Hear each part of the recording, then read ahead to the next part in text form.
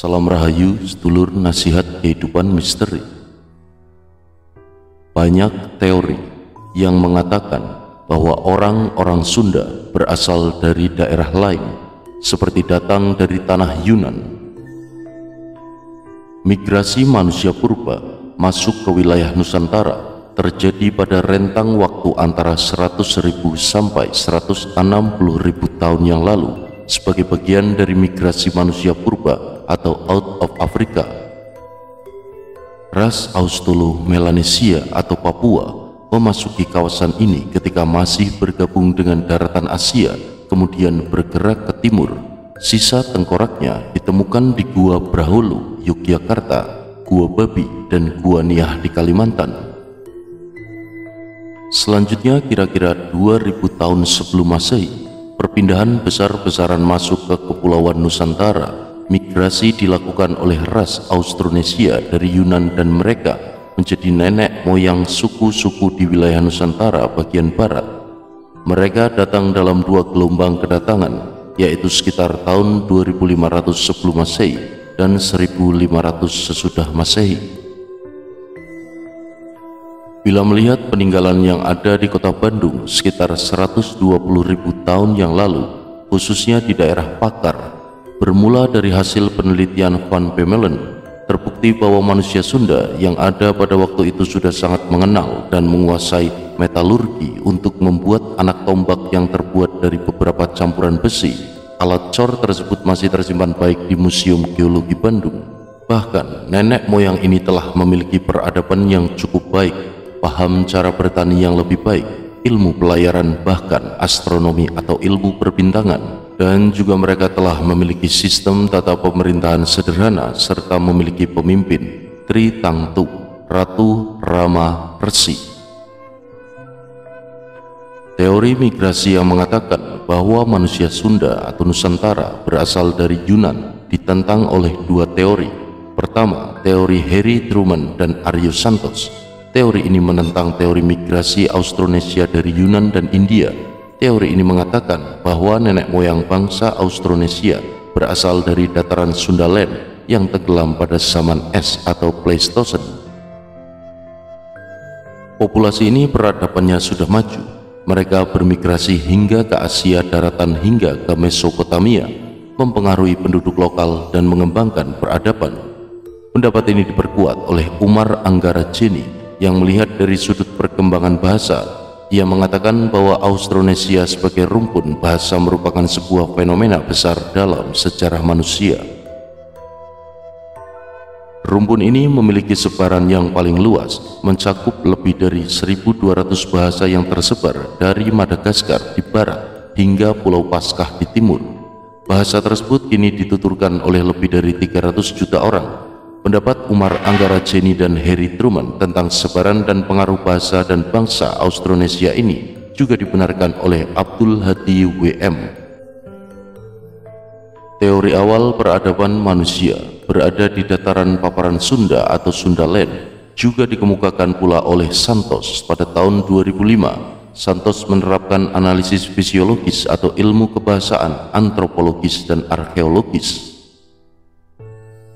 Hasil analisis dari relief bangunan dan artefak bersejarah seperti piramida di Mesir, kuil-kuil suci peninggalan peradaban Maya dan Aztec, peninggalan peradaban Mohenjo-daro dan Harappa, serta analisis geografis seperti luas wilayah, iklim, sumber daya alam, gunung berapi dan cara bertani, menunjukkan bahwa sistem terasisasi sawah yang khas Indonesia ialah bentuk yang diadopsi oleh Candi Borobudur, piramida di Mesir dan bangunan kuno Aztec di Meksiko.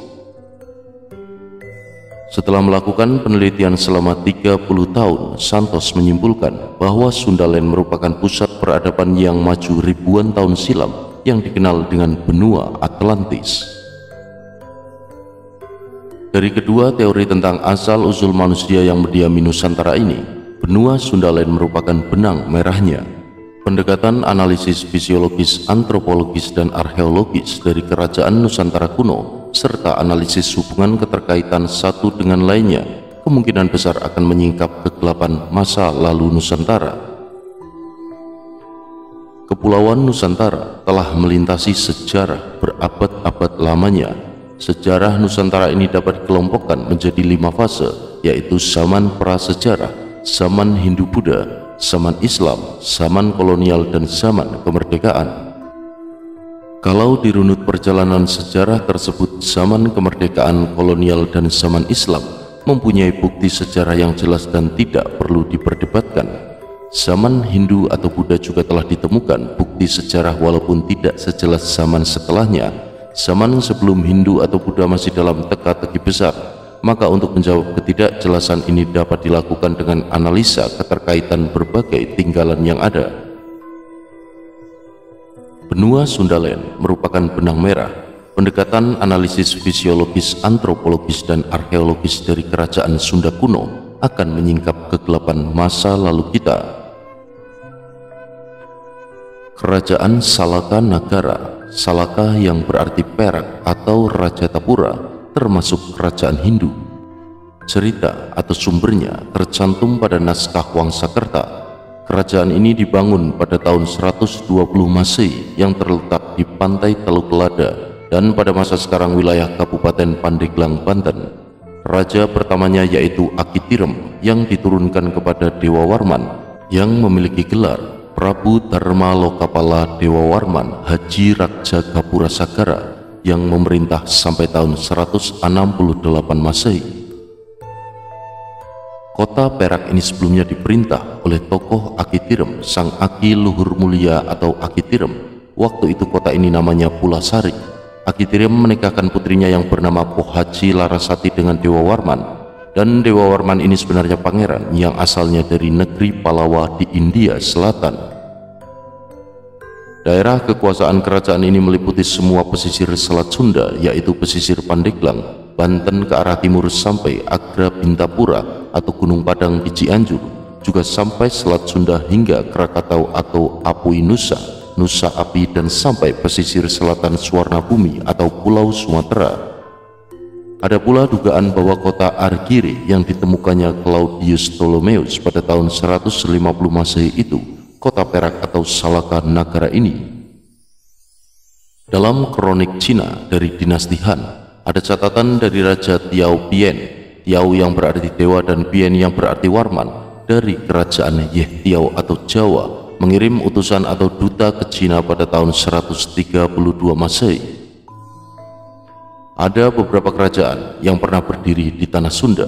Di antaranya adalah Kerajaan Sunda Jawa Barat pada tahun 669 Masehi, Kerajaan Sunda Galuh di Jawa Barat pada tahun 735 Masehi, Kerajaan Pajajaran di Jawa Barat pada tahun 923 Masehi, Kerajaan Panjalu Ciamis Kawali, Gunung Sawal Jawa Barat pada tahun abad ke-13 Masehi, Kerajaan Sumedang Larang Sumedang Jawa Barat pada tahun 1521 Masehi, Kesultanan Banten, Banten pada tahun 1524 dan Kesultanan Cirebon di Cirebon pada tahun 1527 Masehi.